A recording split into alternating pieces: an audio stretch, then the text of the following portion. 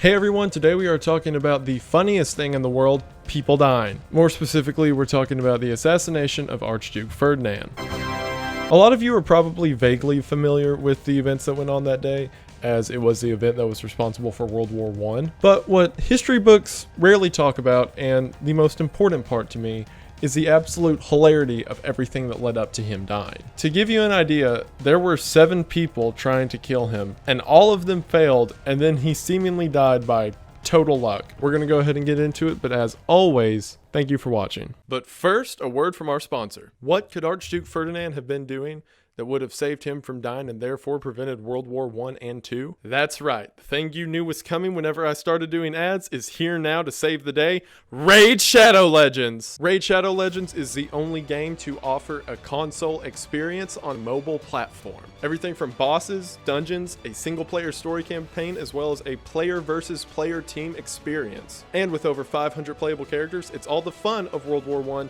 without the dying part. Use the link in the description to download Raid Shadow Legends today and get access to literally hundreds of playable characters, such as my favorite Harvest Jack, because look at him, and Skull Crown, because look at her. Each character, as well as all the others, have their very own selective moveset and gear list to tailor to exactly how you want to play. Using these customized teams in a very RPG fashion, you can counter dungeons, bosses, and other teams in order to rank up in loot and experience. Not only that, but you can tackle an extensive fantasy single-player campaign story. Raid Shadow Legends just hit its 2-year anniversary, which means there are now new updates with new content and limited timed offers. Among these are the brand new clan versus clan tournaments, the new Shadowkin faction, and a new Doom Tower rotation with 2 new bosses. What that means is the game is getting bigger, it's getting better, so now's as great of a time to hop on as any. So on top of all of that, if you go to the link in the description right now,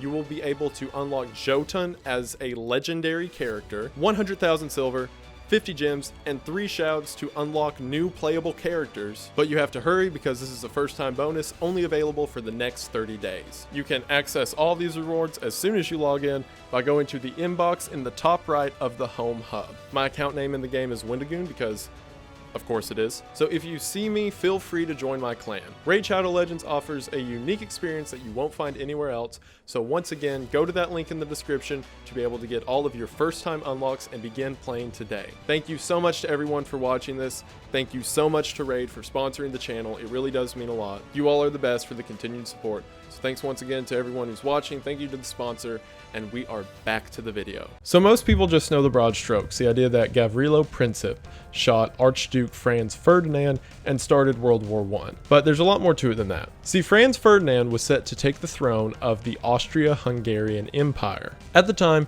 Austria-Hungary ruled over a specific portion of the country known as Bosnia. The Bosnians wanted their own freedom and to become a nation apart from Austria-Hungary, and the next door country of Serbia supported them. So in other words, you have these 2 relatively small countries in Europe. One of them is supposedly ruling over the Bosnians, and the other country wants the Bosnians' freedom. So those Bosnians in Austria-Hungary conspire with the Serbians as a means of striking back at the heart of the Austria-Hungary Empire. So whenever the announcement is made that the next in line for the throne, Archduke Franz Ferdinand, would be traveling to the region of Bosnia within Austria-Hungary, the Serbians decided to conspire a way to kill him. The reason that this led to World War I is because Austria-Hungary was allied with Germany and Serbia was allied with Russia. So whenever the 2 little nations decided to declare war with each other, the big nations got in on it too. Then from that, France decided that they were going to get into the war because they were friends with Russia.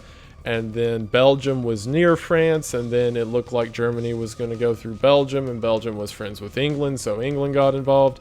And the real reason was there had been so many advancements in explosives, technology, and machine guns that there were a bunch of world powers that were really mad they couldn't shoot each other. So this seemed like a good enough excuse.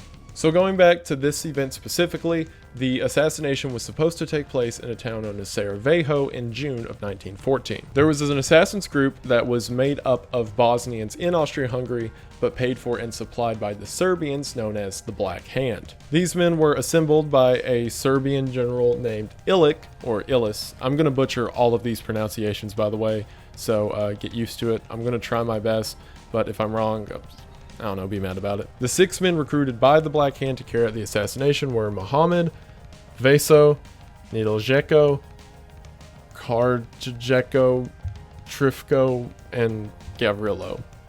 I'm so sorry. Already, before any of this happened, things were already going wrong. First of all, there was worry that the weapons wouldn't get there in time because they were being delivered in a secret crate full of sugar into Sarajevo, and they thought that they sent the sugar to the wrong place for a while, which would have been bad. There was also a lot of infighting between them, as Muhammad was being accused of not being secure enough in their operations and acting like an idiot in public. This thing was trained and planned out for several months in advance, so at any point these 7 people had to be very aware of the police presence in case the police or government somehow figured out what they were planning. To give you an idea of how messed up the situation was, Illich was told by a general in Serbia to go ahead with the killing and that everything was good, and then on his way there he got a message that it was off, and then he got another message saying that it was on again, but then supposedly when the killing did happen, there was another message coming to him saying that it was off. So this assassination was both on, and maybe off again. So on the morning of June 28th of 1940, Archduke Ferdinand, along with his wife Sophie, were to make their travel through the town from the train station, which is over here somewhere, through the middle of the town square, and then take a turn here to go up to a museum as part of their sort of celebration, get to know the people thing. Illich, seeing where the route was supposed to take them, had the assassins, all 6 of them, placed in order along the path that Archduke Ferdinand would travel. We know that Muhammad and Vaso were stationed next to each other, and that Nedeljko was stationed on the other side on top of the bridge. We don't know where the other 3 were at this time for a reason we'll figure out in a second. I don't know what to draw Ferdinand as. I guess he'll be a triangle, so, because like, you know, Illuminati.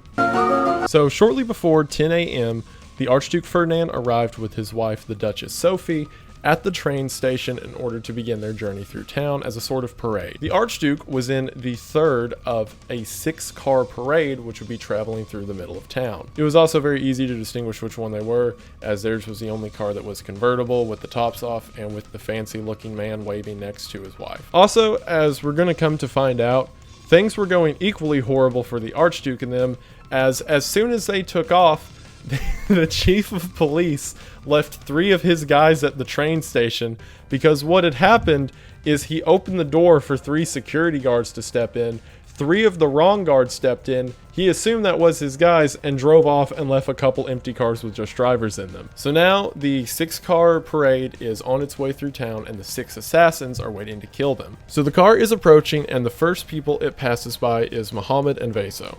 Now the entire idea behind this is that the first guy in line should kill him. The other assassins are just there for insurance. However, for some reason that no one really knows, Muhammad didn't take the shot. See, every one of the assassins were armed with a bomb, a pistol, and a cyanide pill. The idea being, if you can get it close enough to take a shot, take the shot. If you can't, throw the bomb at him and that'll take care of it. And once you're done with it, take a cyanide pill so you can't be captured and give information. Muhammad, possibly fearing his own death or whatever else may come of him if he didn't, simply did not act. He sat there as the parade passed by. I should also mention Muhammad was nearly 30 whenever this happened. The man stationed next to him, Vaso, was 17. So possibly because Muhammad didn't do it, possibly because Vaso was afraid himself, Vaso also did not act and let the parade pass by. So currently the Archduke has made it past 2 of the assassins and is now approaching Nedeljko at the bridge. Now, Nedeljko at this time was dying of advanced tuberculosis. So those concerns for the end of his life being near didn't really get to him. So at roughly 10:10 a.m., Nedeljko threw a bomb at the Archduke's vehicle. However, Nedeljko was not thinking about 2 things. 1, how he threw the bomb, and 2, the timer on it. So what happens is Nedeljko threw his bomb, he missed the carriage, it instead bounced off the convertible top laying on the back of the vehicle. It then rolled into the street because it was on a 10-second timer that he did not take into account and blew up the next car behind the Archduke.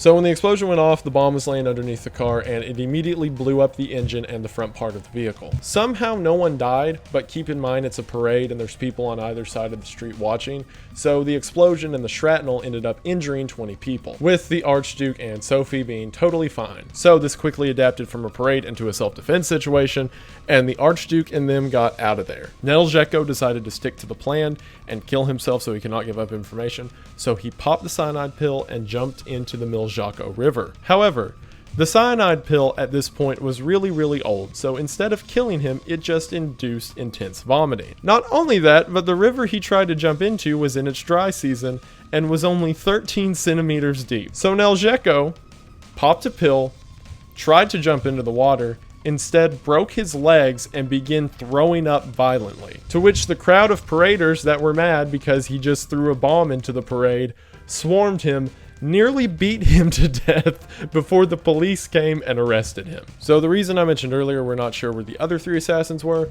was because as the Archduke and his parade were flying by really fast because now they're being attacked, they kind of scrammed. All 3 of them except for one, Gavrilo Princip, who stationed himself at the local sandwich shop. See, it seems Gavrilo was rather committed to the cause, and possibly a reason for that was he was also dying of tuberculosis. So rather than call it quits and go home, he decided to stake out at the corner on the way the original route would have went, because he figured, well, even though they were attacked, maybe by some crazy coincidence, I may happen to run into him. So in the meanwhile, the Archduke's vehicle continues on to the courthouse where he was supposed to go and give a sort of speech, but now he's rather upset because someone threw a grenade at him. As a matter of fact, as the Archduke got to the courthouse, the mayor was giving his speech for the Archduke, to which the Archduke interrupted it and said, "Mr. Mayor, I came here to visit and I am greeted with bombs.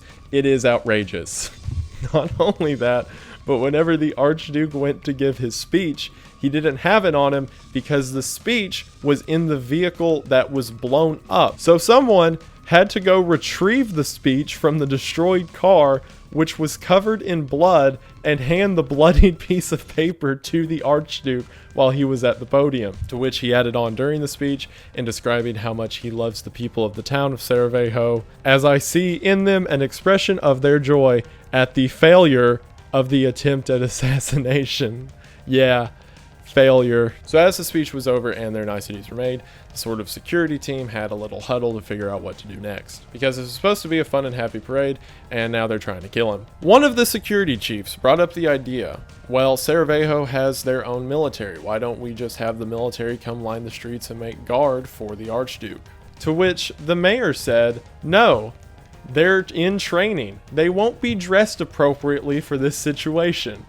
Let's just not have any guards at all. So they're like, yeah, that works for me. We just won't have any guards at all. Sounds good. So the Archduke and his wife Sophie decided to change their plans and instead travel to the hospital, which was located somewhere in this region, and visit the 20 people who were injured at the explosion earlier, which, I mean, seems kind of nice. So the plan was for the motorcade, avoiding the cities because, again, assassins, would travel instead an alternate route to the hospital and arrive without traveling through the center of town. They had all made this plan inside the courthouse, talking with each other and saying, yeah, we'll do this. But for some reason, no one thought to tell the drivers. So the drivers, assuming that they're going to the hospital up here, think it would be best to travel back into town and continue along this route to get to the hospital, and you see where this is going. Also, to protect the Archduke Ferdinand and his wife Sophie, not the mayor, but someone related to the mayor, was riding on the outside of their car, specifically the left side,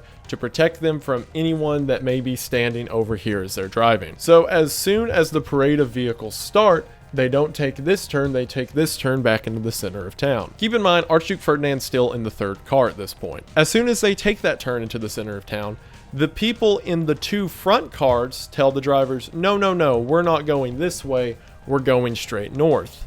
So the drivers of those 2 cars take an alternate route this direction. Archduke, not knowing the city or what the back routes are, doesn't say anything to his driver, who just continues on the path he knows.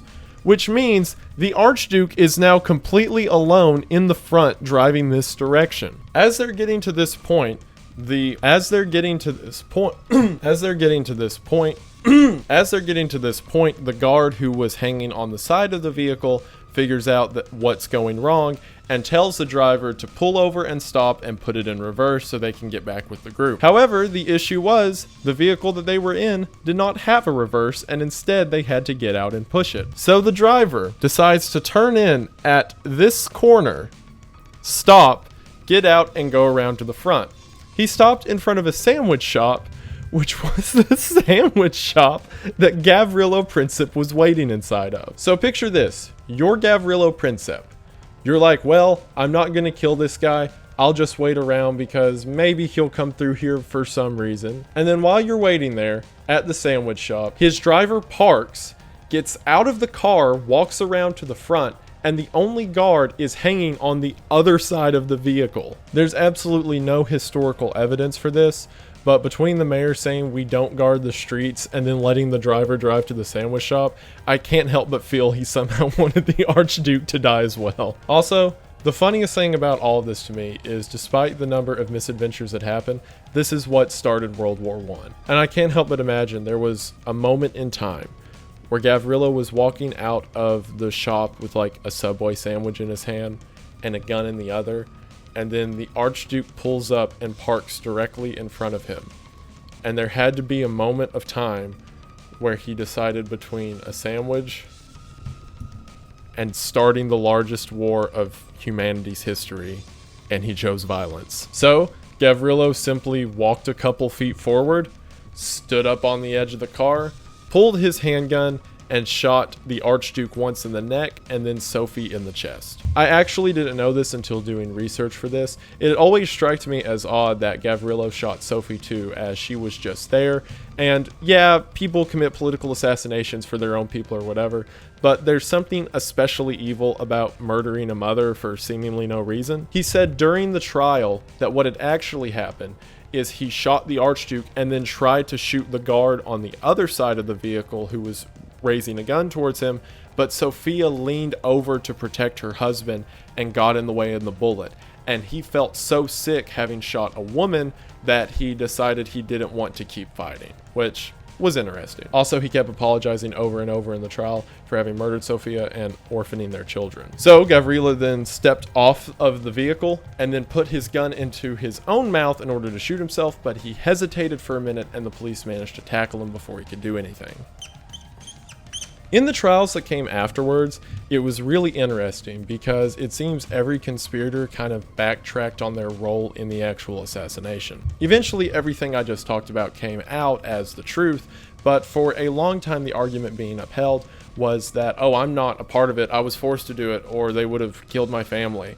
And then the next guy got up and said, oh, I wasn't a part of it, I just blah, blah, blah, and it kept up like that. So a lot of the sentences that were determined in the trial came from a lot of they said, he said, and confusion, basically. However, it was determined that Ilik was the ringleader, and not only that, he was part of the Serbian government, so this was not just an act of murder, this was a direct act of war. So Ilik was sentenced to death by hanging, which he was, whereas the others got seemingly light sentences. For example, Gavrilo and Nedeljko, who were both underage at the time, were each given 20 years, even though Gavrilo was the actual one who took the shot. However, both of them ended up dying in prison from their tuberculosis a few years later, so yeah. Trifko was given 20 years as he was a fully aged adult and, knew better. And Vaso and Krechko, each being relatively young, got 16 and 13 years respectively. The interesting one is Muhammad. Remember the first guy who chickened out and didn't take the shot? He somehow managed to get away. As a matter of fact, even though his name was brought up during this trial, no one could find him, not even his own Black Hand members who were looking for him. He was found 2 years later having hidden out in Montenegro, to which they held a trial for him because they're like, hey, aren't you part of the reason this whole world war started?